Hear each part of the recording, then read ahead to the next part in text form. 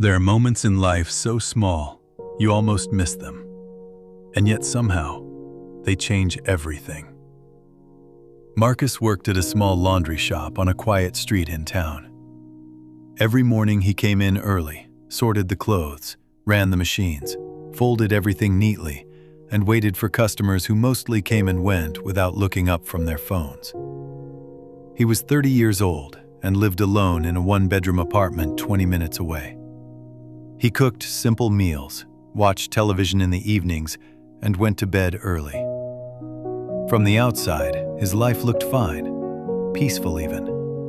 But on the inside, Marcus carried a quiet loneliness that had been with him for so long, he had stopped noticing it. Like background noise you forget is there until the room finally goes silent. He had moved to the city 6 years earlier with a lot of hope and very little plan. The hope faded gradually, not because anything went terribly wrong, but because nothing went particularly right either. Friends from back home got busy with their own lives. His attempts at new friendships never quite stuck. He went to work, came home, and repeated. Days turned into weeks, and weeks turned into years, and Marcus began to feel like he was simply passing through his own life without ever fully arriving. He didn't talk about this to anyone. There was no one to tell. On a Thursday afternoon in November, an older man came into the shop to pick up a coat. He was maybe 70, slow-moving, with kind eyes and a calm way about him. Marcus retrieved the coat, wrapped it carefully, and handed it over. The man paid, then paused at the door.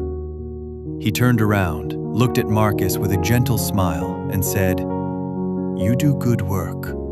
I can tell you take care with things." Then he left.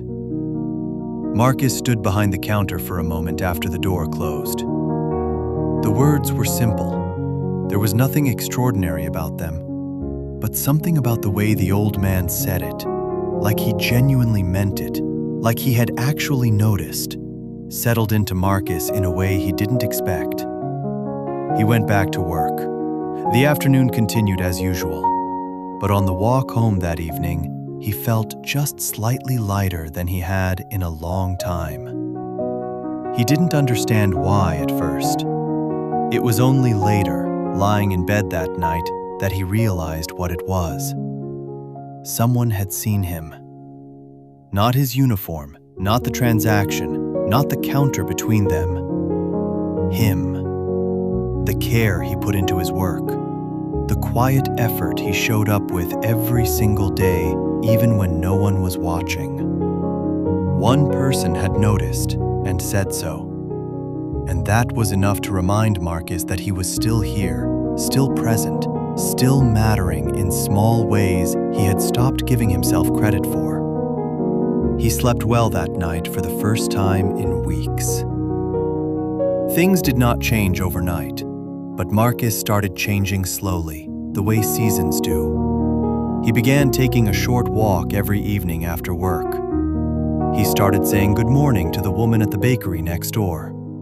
He signed up for a weekend cooking class, not because he wanted to become a chef, but because he wanted to be somewhere new among people. Little by little, he began to reach back toward life instead of watching it from a distance. 5 years later, Marcus managed a small community center in the same neighborhood. He organized activities, helped coordinate volunteers, and spent most of his days making sure people felt welcomed and included.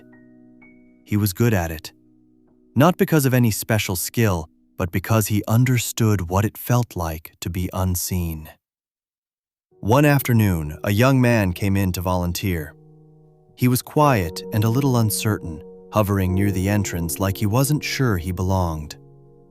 Marcus walked over, shook his hand, and said, "I'm really glad you're here. We needed someone reliable, and you seem like exactly that." The young man nodded and got to work. He came back the following week, and the week after that. Marcus never forgot what the old man taught him without even trying to teach him anything. that kindness doesn't need to be grand to be powerful. That sometimes one honest sentence offered to the right person at the right time is the most important thing you will do all day. You may never know the difference it makes, but it always makes one.